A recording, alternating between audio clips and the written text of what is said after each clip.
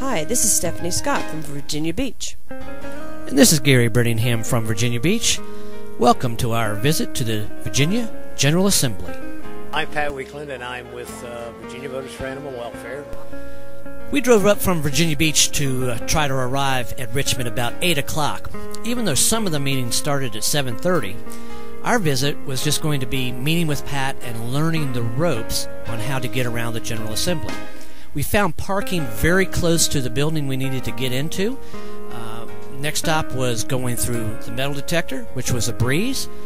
Met Pat in the lobby, and he gave us a quick little briefing on some of the things we need. Hopefully, we have some, I think we're going to have some additional interest in our organization and additional interest in getting some good, solid legislation passed this session.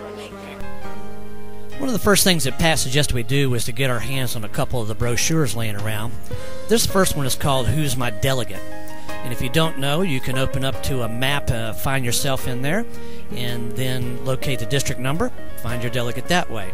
You can also use a telephone number. They give you your street address, and then the lady on the other end of the line tells you what your district number is. Now, the next guide we picked up is going to have a little bit more specific information to your delegate. It's going to have your legal assistant's name, his telephone number of his office, floor number, and the room number. Also has a good picture that you can carry around, so if you see them in the hallway, you can stop and introduce yourself. We used these affiliation buttons to identify the groups we were representing. We were approached often in the hallway, and we found ourselves striking a casual conversation with other visitors interested in animal legislation. We got a new idea from our walk with Pat. We noticed that when we stopped by the delegate's office and he or she was unavailable, the legislative assistant would record our information on a legal pad, probably, we think, to be lost forever. This support card will record our names, the bill numbers, and the districts we come from. We will be using these in our future visits. You're going to need to make sure that you're also knowledgeable on the bills that you would like to advocate. Have a list of them ready when the delegate asks for them, and if you can study your initiatives before you get there, you'll be able to talk intelligently about them. Your first stop should be your delegate's office. Even if they're not on a committee that's hearing one of the bills you're advocating, make sure he knows that you're a constituent and leave them a support card. My delegate was Joe Bouchard, and he was available to meet with us for several minutes.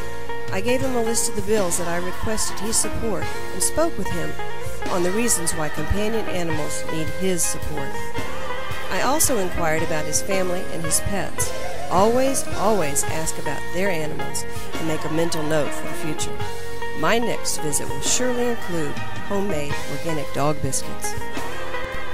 While you're in the General Assembly building, keep your eye open for the meet and greets. This is the VVMA that just happened to be meeting downstairs while we were taking our tour. We even had a member from the VVAW bring along her companion animal. This is Priscilla. This is a pit bull, and she was quite a hit. Always keep your eye open for context. The publisher of this magazine was at the Veterinary Association meeting, and I was able to ask him some good questions about what went on at that meeting. Let me mention this. Always take a camera and be prepared for any photo opportunity that may be present. This was a positive influence that will help our cause in the future. And let's not forget about one of the key people in the General Assembly. That's the legislative aide. If your delegate is too busy to meet with you due to committee meetings or other previously scheduled appointments, talk to that legislative aide and see if you can get worked in a little bit later. Make sure that you leave them with our support card and a list of the bills that you would like the delegate to support. Every once in a while you get lucky just like we did. We got a chance to meet with Delegate Robert Orrick, who is chairman of the Ag Subcommittee. Even though we weren't his constituents, he was gracious enough to give us some time to talk about our legislation. And did I mention that it is always important to ask about their animals? Make sure that you have a connection for a future follow-up visit.